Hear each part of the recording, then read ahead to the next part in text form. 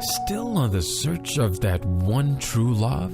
On the limbo in this crazy world of dating, marriage, relationships? Well, listen to the Golden State Media Concepts Relationship Podcast, your one-stop podcast for everything about relationships.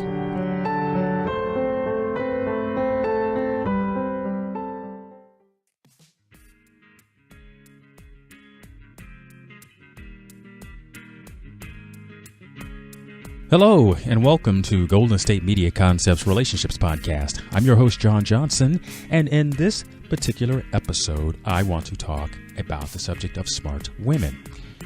And I'm going to approach it from the understanding that there are many women that are of the concept that men are intimidated by smart women.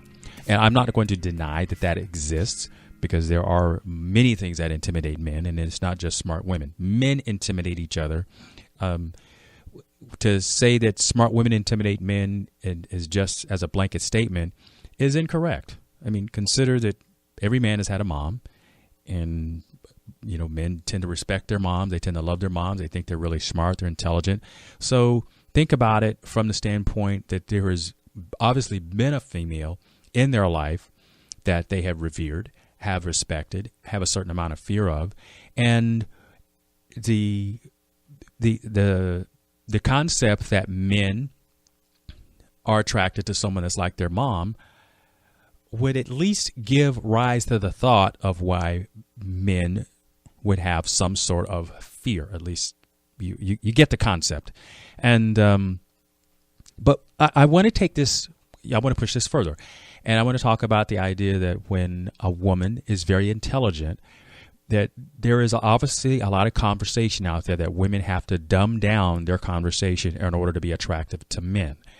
And I'm not going to say that does not exist, but to make blanket statements about men are just generally intimidated by intelligent women, I think is a mistake. It's a mistake to behave that way. And I think as we understand that we are, as women, that you're not intimidating men per se, I think men are interested in intelligent women. Sometimes the conversation, men have a way of approaching conversations which I think is different than women. Men tend to listen a lot to a person that has something to say.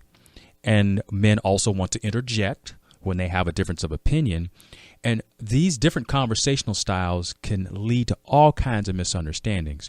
But I can wax about that at a different moment. But the idea that men are just blanket intimidated by intelligent women, I think is a mistake. It's a misinterpretation of, number one, not only the communication styles, but of a man's desire.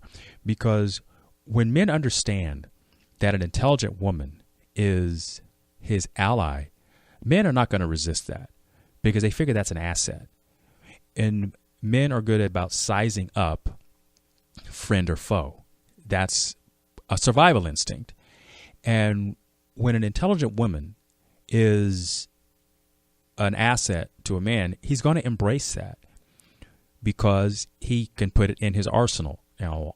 That all sounds very calculating, but it's just something that happens on, I think, a beneath the surface level. I don't know that it's really a conscious thought, but consider the broad range of things that women are able to be engaged in now. It used to be, and I'm just throwing it back to, we can recall when there were certain roles that women had in life and society. I mean, it's in the history books. It's been talked about. There was a point in time when women didn't even have the right to vote, and that was the suffrage movement that changed all of that. But there was a point in time when there were very specific roles that women were expected to play in life, and there were very specific roles men were expected to play in life. And it was sort of this. It was supposed to create this relationship where these two halves equal a whole. And then these roles started to blend. There were jobs that men did that now women are available to do because of their smarts. And there were roles that women had played that men may have been called on to do for various reasons, and nothing to do with anything bad. It's just some men grow up with an ability to be able to play both roles, be it child rearing or maybe chores around the house, and I'm just fill in your job there. Well, the idea, and I want to get back to this, the idea about smart women and women who are now airline pilots, chiefs of police, they drive big trucks, they're supervisors, they're all of these things. And when they're in charge of women, and men are now in a position of having to respond and respect women, and I might add that you have women who are in some very important positions in life too, as being officers in the military as well. The respect that I think men have for women has always been there. It's also been about in terms of how a man perceives things. You have to earn a man's respect. And when people are communicating, there's a way in which you can have conversations which introduce things in conversations, and you don't necessarily hit somebody over the head with it, but you have the conversation.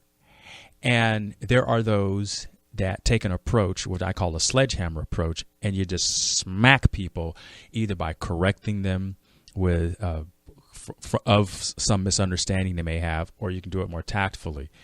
And I think women have an opportunity to be much more tactful in their approach. They don't have to take the sledgehammer approach, because it's not something that necessarily works well with men either.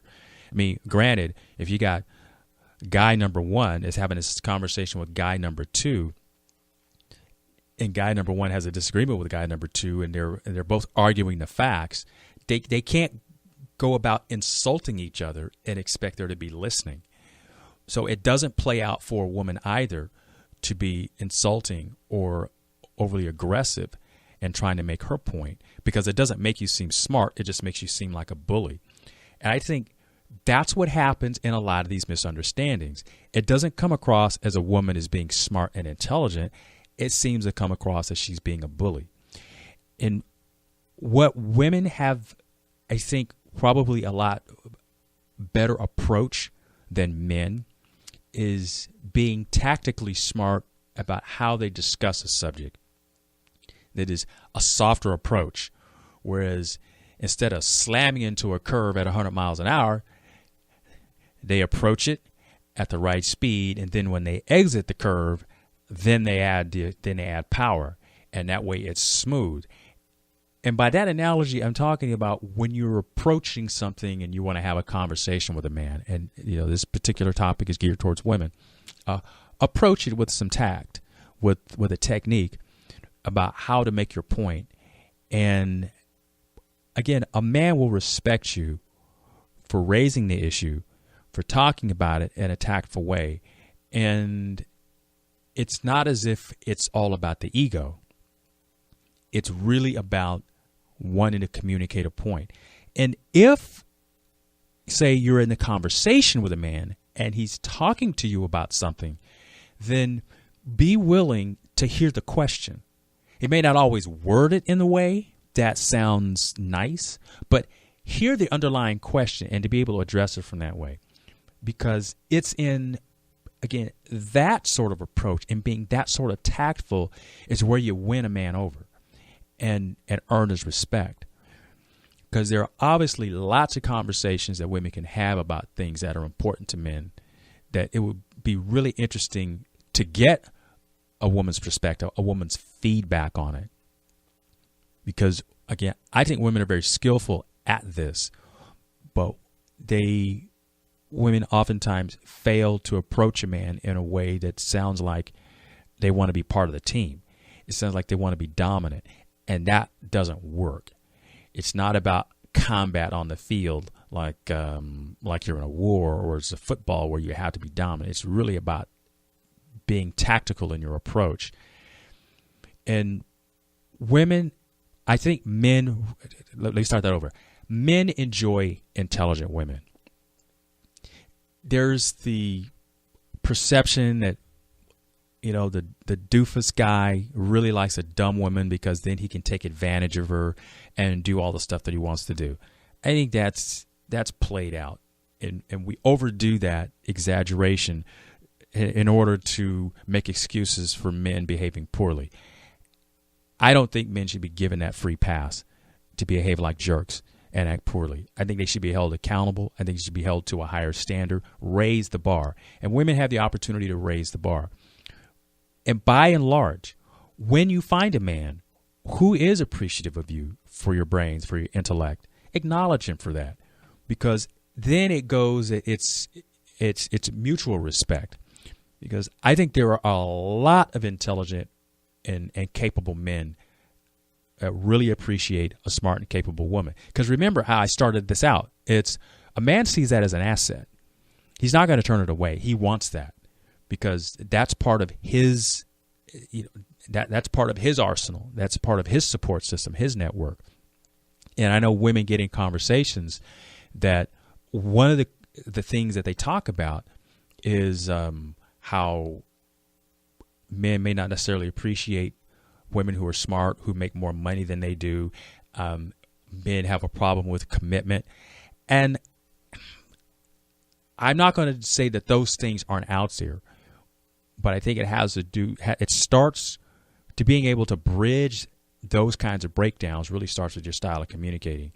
And if you're a woman that hasn't really developed a style of communicating that talks to men, then you might want to master that before you become overly critical, because women definitely understand how to talk to other women, but women don't necessarily know how to talk to men to get their point across. And with that, I think more often men reject the approach. They don't reject your smarts. You get the difference? There's a difference. And I'm going to take a short break, and I'll be right back. Tired of searching the vast jungle of podcasts? Now listen close and hear this out. There's a podcast network that covers just about everything that you've been searching. Hey! The Golden State Media Concepts Podcast Network is here. Nothing less than a podcast bliss with endless hours of podcast coverage. From news, sports, music, fashion, cooking, entertainment, fantasy, football, and so much more. So stop lurking around and go straight out to the Golden State Media Concepts Podcast Network. Guaranteed to fill that podcast itch. Whatever it may be. Visit us at www.gsmcpodcast.com. Follow us on Facebook and Twitter, and download us on iTunes, SoundCloud, and Google Play.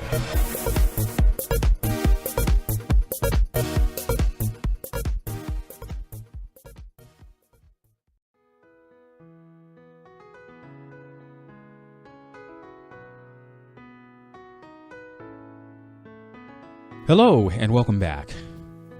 This is Golden State Media Concepts Relationships Podcast, and I'm your host, John Johnson. I've kind of geared this particular podcast specifically towards women, and the interest is in asking women what goes through your mind when a man approaches you. And I'm going to share some of the thoughts that a man has, and I'm going to ask you to be open-minded about what it is that I'm sharing, because I want this to be a positive conversation. We all have our concerns about whether he's a stalker or whether he just wants sex, or is he some guy that has no resources. I mean, all those kind of things can be worked out. But when you start at that place of asking those kinds of questions, I mean, you almost kind of front load this thing to make it negative. And what I'm going to talk about is some of the vulnerabilities that men have when they're expected to approach a woman. And I know many women have said they want a guy to approach them. They want to feel feminine. So here's what happens for a lot of men. Men, we talk about sex so much. It's so easy to think that that's all a guy wants.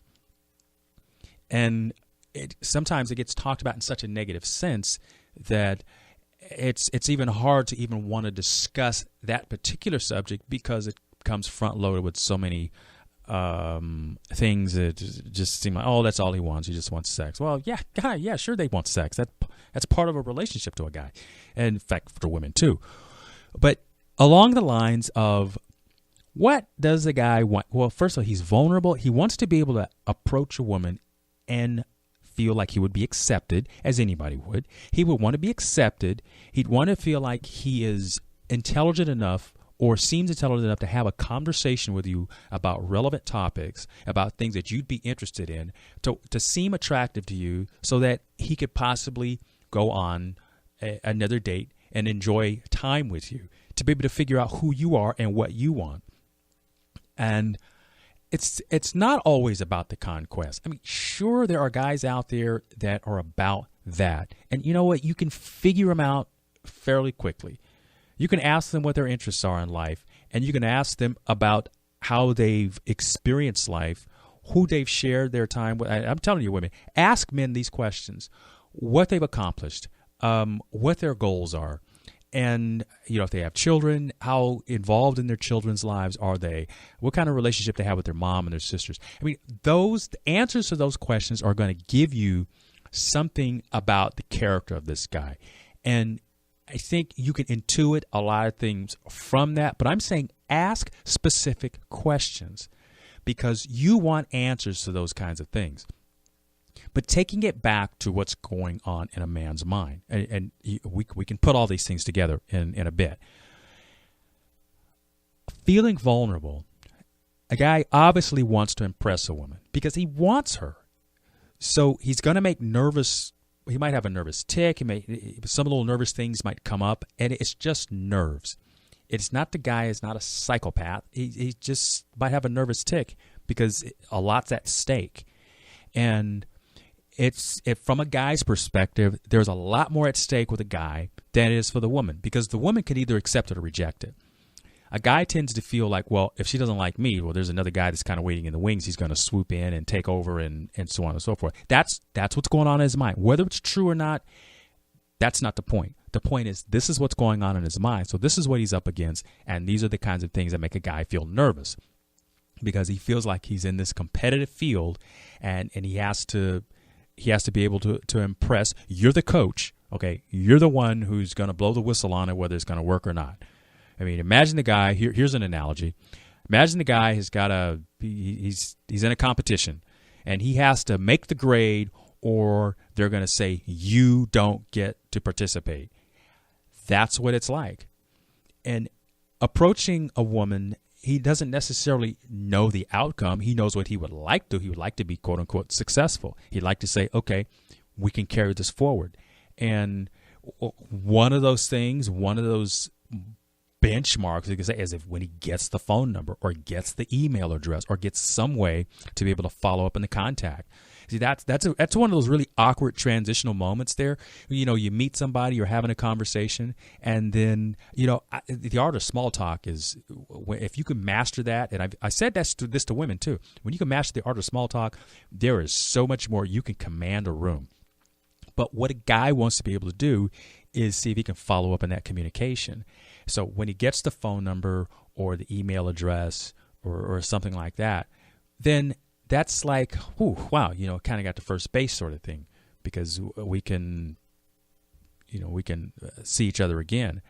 And, guys want to come up with relevant topics to talk to women about, but sometimes guys are really awkward about that. They tend to do the thing that they know. They talk about themselves. Why? Because they know those answers. That's why. It's, obviously men have to evolve, so they learn how to have a conversation with a woman about things other than about themselves. And I'm saying to you as a woman, if you're listening to this, don't let a guy just talk about himself. This is why I said earlier, I said, ask other questions, ask relevant questions about other things in his life. And it sort of changes the trajectory of the conversation, and it makes it a little more well-rounded. And this is a perfect opportunity to do that kind of thing. You see, if you let a guy drone on and on and on talking about himself or sport, you know what? That's not the quality of relationship that you want. And frankly, I think a lot of it is the guy is struggling to find something to talk about that might be interesting to you. See, when you open up, because you do have a lot of power in this. When you open up and talk about things that you want to talk about, well, you help a guy get through this awkward conversation process. And because it is about both of you, it really is. It's about him being able to figure out what it is that you like. And then when you verbalize those things, then he doesn't have to read your mind. Because what a guy goes through is when he's there communicating with you. Now, I hope he's looking in your eyes so that he knows he's actually communicating with you and he's not just looking around the room or searching for things to talk about. That's something that you want to hold him accountable to. You want to make sure he's looking at you. Looking at you. Because I'm telling you, if a guy's neck moves and he starts looking at other women in the room, axe him. Cut him loose. You don't deserve that, and he really needs to be called on that. I think, and it works vice versa, too. If I've been with a woman and I find her scoping out the rest of the room, checking out the other guys, I mean, that is understanding that she's checking out the other guys, okay? Sometimes that mommy thing comes in for women, and they're just hyper aware of what's going on in the room. And granted, guys might do that too. They might be hyper aware. If they're a single dad, they're probably the ears are always on alert, making sure everything is safe. You know, that gets a free pass. I think that's an admirable quality because that's more of a nurturer, caretaker kind of thing, and that's good. But back to the point of having a conversation that's meaningful and taking those opportunities to have that conversation to learn about the other individual. And what I was talking about was the vulnerability that men have in this case, because from a man's standpoint, from his perspective, the woman has all the power. And I know that sounds crazy, but that's the guy's perspective of this, because the woman can either accept or reject him. And then the guy's got to kind of put himself back together and figure out, okay, I got to start over at, square one. I got to see a woman that I'm interested in and hope that she's available. So when I start that conversation, that somebody else hasn't already, made inroads. And another thing is, I think when it comes to that communication thing of, yes, can he take you out or something like that? You need to be honest and say that, yeah, we can go out. If you're dating other people, you really should honor that, understanding that you are dating other people, because it helps him understand what's at stake for him, whether he wants to work at this or just say, okay, maybe this is not something that's going to work out for me. And I'm not saying it's always an ego thing, because men do like to feel that they're not in competition with another guy. Now, maybe you might like that you like men to compete for you. Well, just know that some guys will engage in that, and there are some guys that feel that they're above that. They don't want to be in competition. They want to be able to walk on that tightrope all on their own, and they make it or break it based on the relationship that you have with them. Because here's the awkward thing that happens when you're dating more than one person. And women, I know that if you ever had that experience of somebody slipped up and sent you a text message that was meant for somebody else, you know where I'm coming from. These things spill over. And when they spill over, then it gives you a really weird feeling on the inside about, okay, what's really going on? And even if you know they're dating someone else, but let's say you don't know that, that's a really awkward thing to experience. And it's happened. I've experienced that. Inadvertently, I've done it. But, you don't lie about it. You just got to come clean. But I've been on the receiving end of something like that. And it was a real revelation to figure out, I knew what had happened, but I was going to listen for their explanation as to what happened. And this is really one of those character moments where you can, if you lie about it, we pretty much are going to know what you're going to lie about.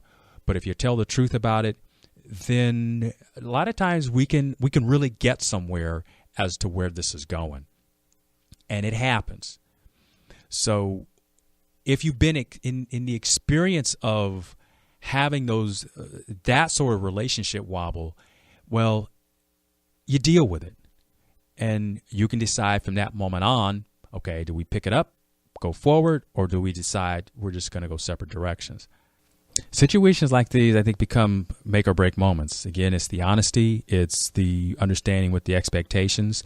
But again, going back to what's going through a man's mind, there's the vulnerability, there's the wanting to please someone, and you have an opportunity to not only ask intelligent questions, get relevant answers, and to engage yourself in something that I think could be meaningful.